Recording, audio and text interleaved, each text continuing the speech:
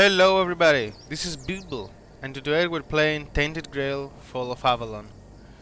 And I'm gonna show you what I believe is the best build, the best melee build in the game. Now the best builds in the game are mage builds. Getting restless. But, shut up. But I don't like wizard builds, or mage builds, whatever. I Put usually that play away melee. before you regret it. Jesus. Okay, I'm sorry. So, I usually play bow, but bows in this game are a bit ass. So I'm playing a two-handed build, which is based on critical chance, and you will need to have reached the second area in the game in order for this build to fully activate, let's say. Because you will need the key item is the Poison Knight's Greatsword, that you will get in the second area from the Poison Knights in the swamps. Also, the other thing is that you will have need to join the Children of Morrigan. If you haven't joined them, maybe you will be able to achieve this build, but I don't think it's gonna be as good as because you will need the Fledgling's mask, breeches, and boots. Now, until you get those in the second area, if you're still in the first, you can use the hatchlings of the same pieces. And until you reach the second area, the Wolf's Howl will also work as well. Now I know that you probably won't have that because I killed Caradoc on the island. Now if you don't have that, find a two-handed that works for you. That's my opinion on the matter. So let's see the gear more in depth. The Poison Knight's Greatsword, the reason that it's the key for this build, it's because I believe it is the only weapon that actually upgrades critical chance as you upgrade the weapon. I don't think any other weapon ups the critical chance. Now, as you can see here, not here, here, am I stupid? The answer is yes. Here, I get melee critical chance 100. Now, this is not because of the sword. Because if I take, as you can see, I have another one here which is unupgraded. And you can go here. It's 99, okay, it's the same thing. Don't worry, about 1%. But yeah. So, as I said, this is the key. So you need the second area. And you need the Children of Morrigan because those pieces are just amazing for this build. The mask ups critical damage and attack speed. Attack speed also ups our survivability. I will show you later why. Critical chance again from the pants, and critical chance again from the boots. Now the noise doesn't matter that much. Now the other pieces that I use are the Duelist Knight gloves and cape. Just for the stamina on the gloves and the melee damage. And again the critical chance on the cape. Now the cape, I believe it is the only armor item that also ups critical chance as you upgrade it. But I'm not sure. Now there have been a few upgrades, then they might have changed that. There might be another armor now that does that. For the amulet, I'm using the Stonewarder Talisman, which is again a secondary item. But you will find something else until you get there. I think there is another talisman that also gives like 10 or 5% critical chance. Now for the chest, you can play around a little bit. These are my 3 opinions on what you should use. The first thing you're gonna probably have is the Corpse Eater Rags, which increases attack speed, which increases survivability. The second is the Bolt Cage Tunic, which is an item you get from a boss in the first area. Now this, because our build is based on the fact that we will stay mostly full health, or at least, above 90%. When you have full health, deal 15% more damage and increases melee damage by 10%. But later when you get to the second area, you can get Sir Gaiwan's Weathered Cuirass, I'm sure I butchered that, but doesn't matter. Increases physical damage by 25% when your health is above 90, which is amazing. Also, increases max health by 35. Again, damage and survivability. I would use that, but I don't really have the endurance right now. I respect a little bit. But that's only 5 levels. It's really easy to level up in the game. So, for the rings, I use the blood ring. Each hit applies bleed, and the poison ring increases damage by 100% if enemy is poisoned. Now, these are two different. This applies the bleed, and this helps poison. Now, if you go here, I've put the blight opal and the burning stone on my sword. Both of these apply different statuses. Blight opal is for poison, burning stone is for burning. Now, as we said, enemies afflicted by poison receive 100% more damage.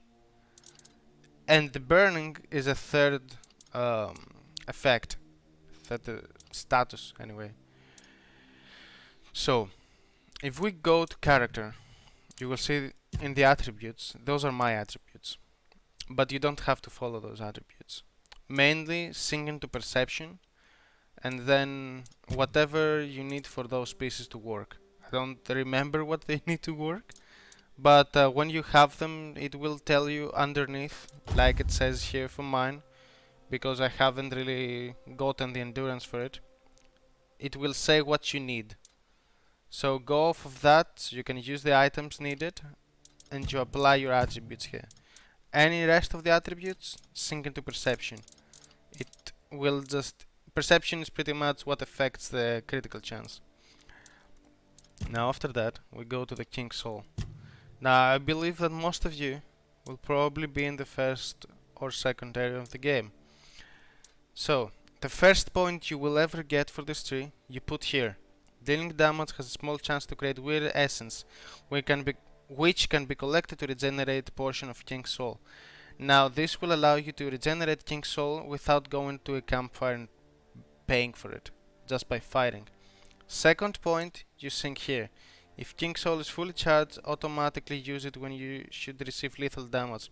What this means is when you should have been killed, it activates the King's Soul and you're not killed.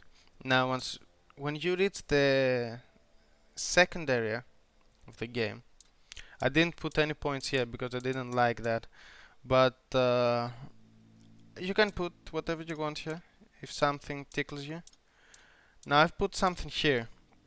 Enemies take the amount of damage you have dealt to them when using King's Soul again as it ends. So this pretty much means, oh, you're about to die, this kicks in, doesn't let you die, and the damage you do in the duration of this will be applied again when it ends. So whatever you're fighting, it's dead.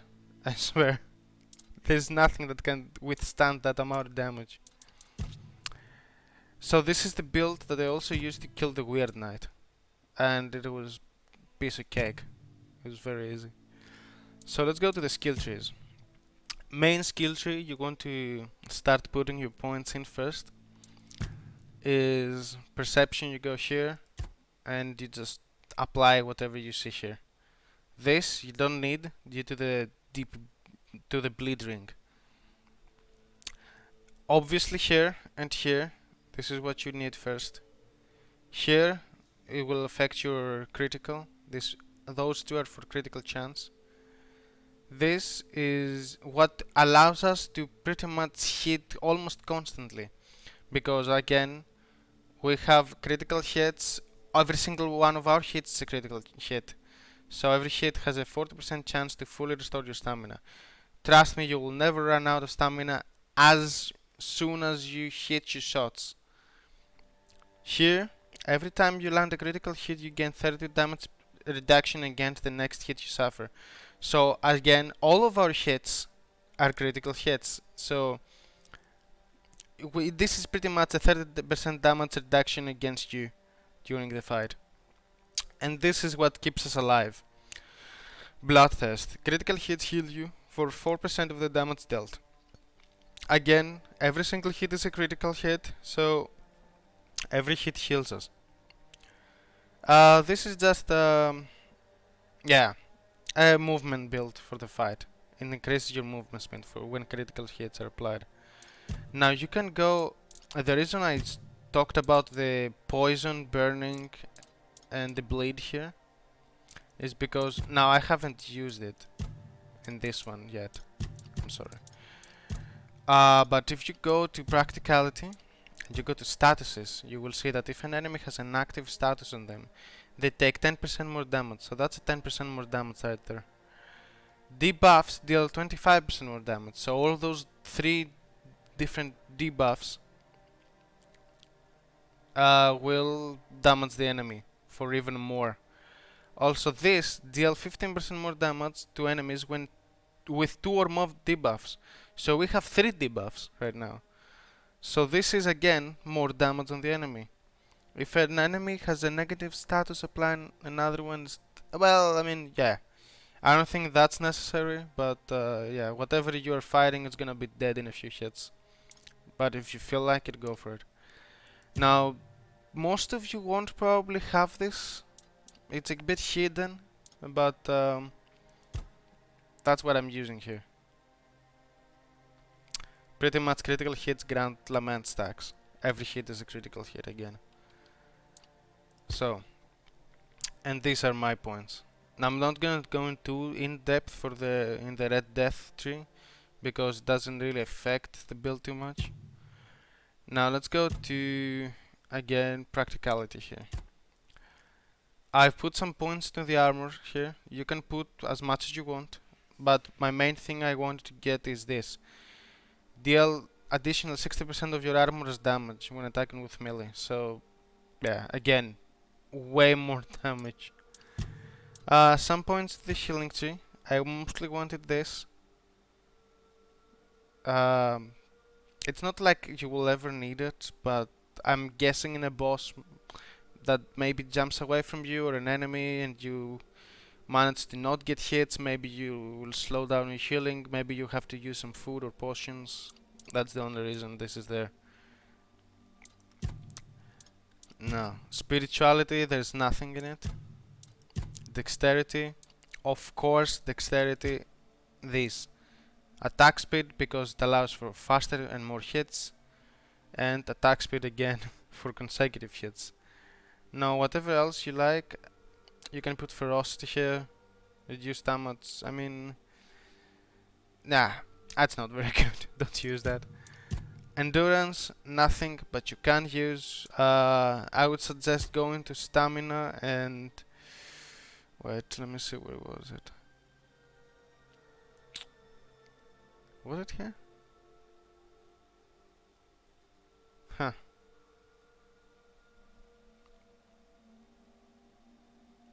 Well, you could use this for extra stamina, so you never run out, but you will never run out. So the other main, other than the dexterity and the perception tree, is the strength build for obvious reasons. You go 200 here, and you check all wherever you want those points of yours. Obviously here more damage. Depleted damage from the target stamina. This will tire out your enemies and stagger them. Again, decreases stamina cost for your hits, which is amazing because again, infinite hits. And this is another main thing here. 200 attacks have 4% lifesteal. Again, as we have in the perception one over here, the healing. This is again more lifesteal that heals you. So consecutive attack speed again, wherever you want the rest of your points to go, that's on you. But focus on the start of the game, focus on critical hits and the perception and the strength here. You can put some points as well here, staggered enemies and whatnot. For example, this, because here we're staggering enemies a lot. This staggered enemy, you will see 60% increased damage. This is massive. That's kinda okay. Not too much damage though. So This is the main build here. As you can see, I've run through most of the game with it. Let's go to the completed. All those have been done with this build. All of those missions.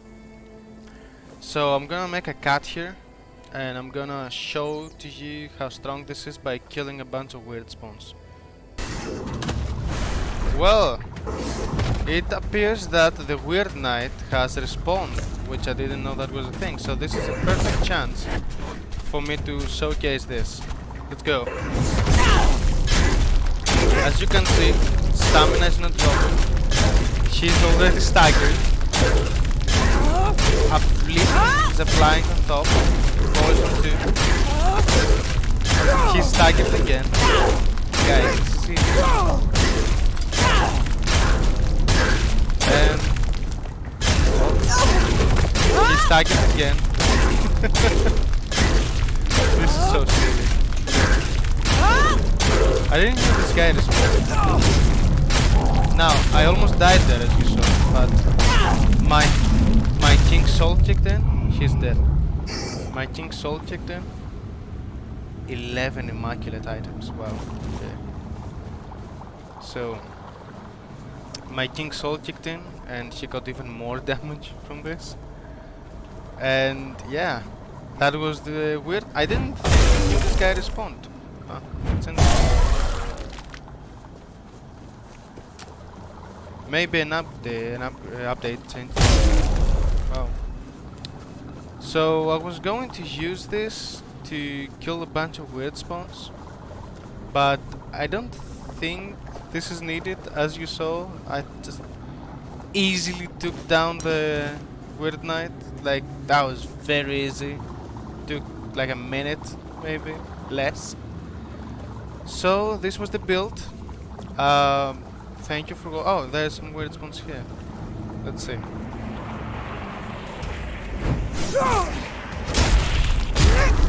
He's dead. 2 hits. There we are. 8 weird spawn, 2 hits. Now, let me know down in the comments. I'm probably going to make some more videos on the game. But let me know down in the comments what would you like to see, if you would like to see anything at all. Thank you so much for watching, and I'll see you again.